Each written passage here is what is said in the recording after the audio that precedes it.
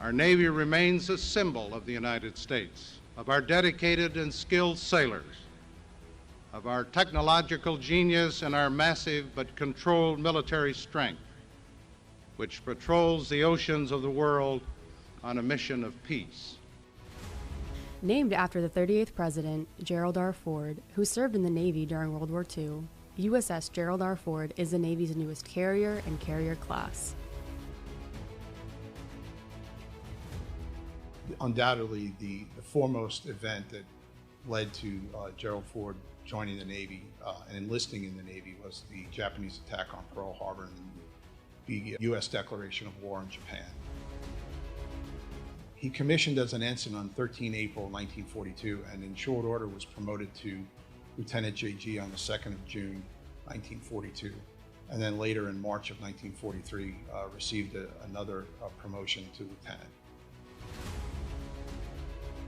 Interestingly, President Ford probably had two very significant factors and experiences that he was able to apply in his career as a naval officer. The first was the fact that he was a Boy Scout. He, in fact, is the only president to have ever been an Eagle Scout. The other thing was his experience as a football player at the University of Michigan. His experience with athletics was important because when he was first commissioned in the Navy, he was brought in as a training officer, and he would ultimately serve as an athletics coach as well as an instructor of navigation and gunnery. Ford's naval service is indicative of his generation in that they answered the call to service, performed their duties honorably, and then went on to live a life that was of merit through his political career, both as a member of the House of Representatives, ultimately as Vice President and President. As the newest class of aircraft carrier, USS Gerald R. Ford will continue Ford's legacy as an asset to the fleet. For more information, visit history.navy.mil.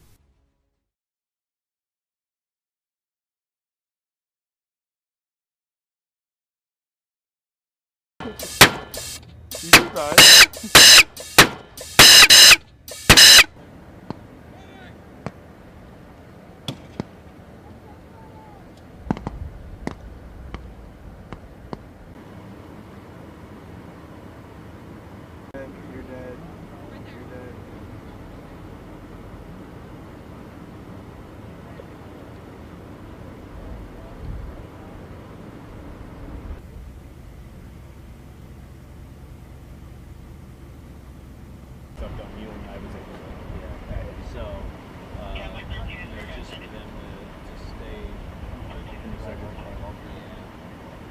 I'm curious about seeing if they have range cards in there.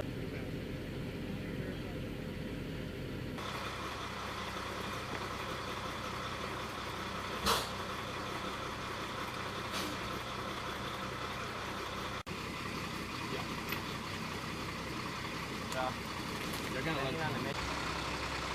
Stand by! Fire!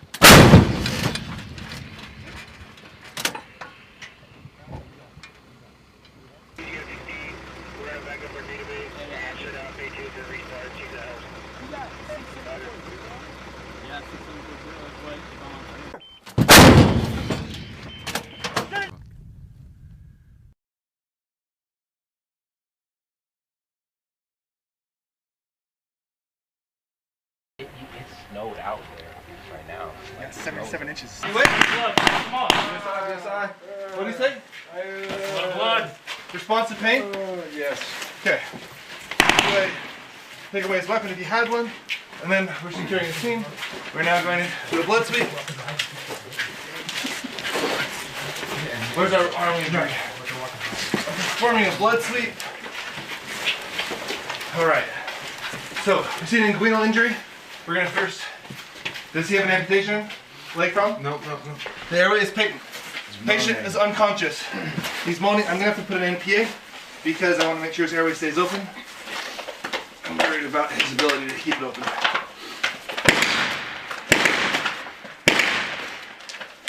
We'll look inside the nose, evaluate for obstructions.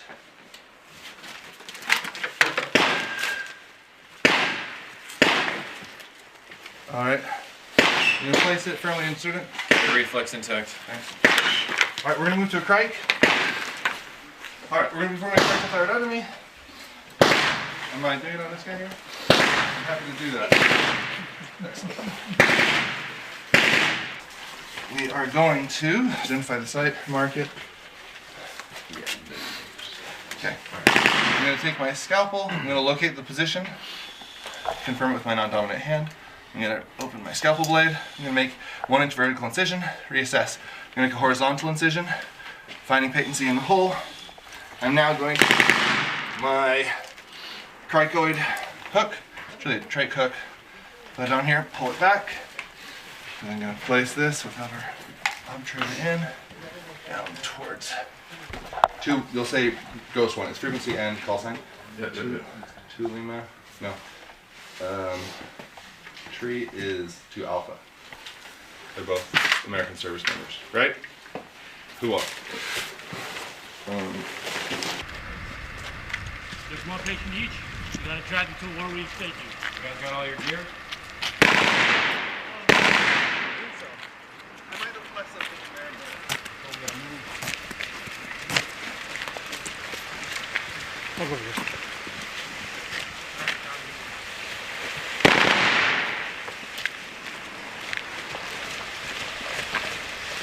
Come on. Let's go, let's go.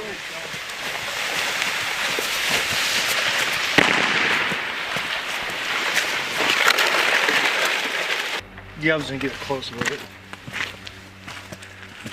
He's actually breathing.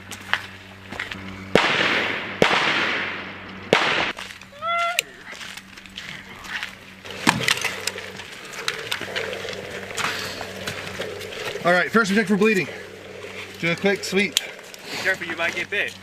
Ooh, we got a muzzle. All right, this is for you, really, not for me.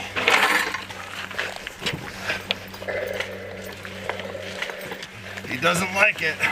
This is so cool. Okay, check for bleeding. You good?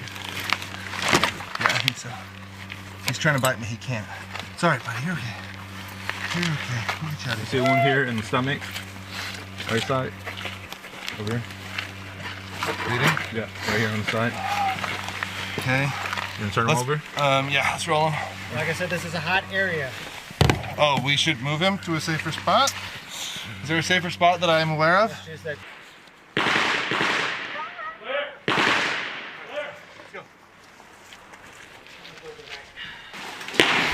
All right, let's lay him down left side up.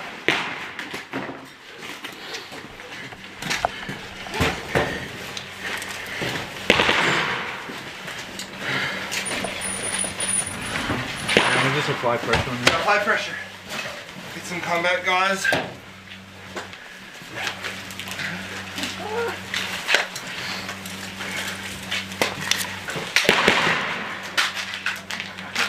Go ahead and pack that.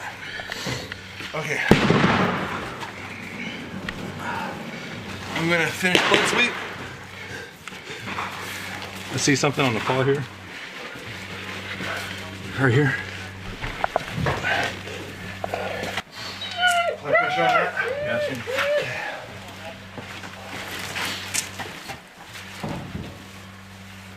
Bleeding here. I don't feel any more blood. There's sucking and hissing noises coming from the chest region. 3, 4, 5, 6, 7, and the axillary line. Okay. To apply the needle chest decompression, find the 7th intercostal space, perpendicular to the chest, bring in 3 inches, move it so it's a little more parallel. You should hear a hissy sound. If you don't hear a hissy sound, try again. You should hear a hissy sound, yes. Like air flying out.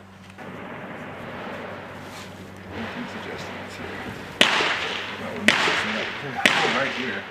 Right here one more time. It's fine. You hit the right spot. You hear air coming out. What's the next step? All right, we're gonna move it towards the catheter, extend the catheter down. You see that his right and follow chest is uneven still. Shoot. That's his airway open.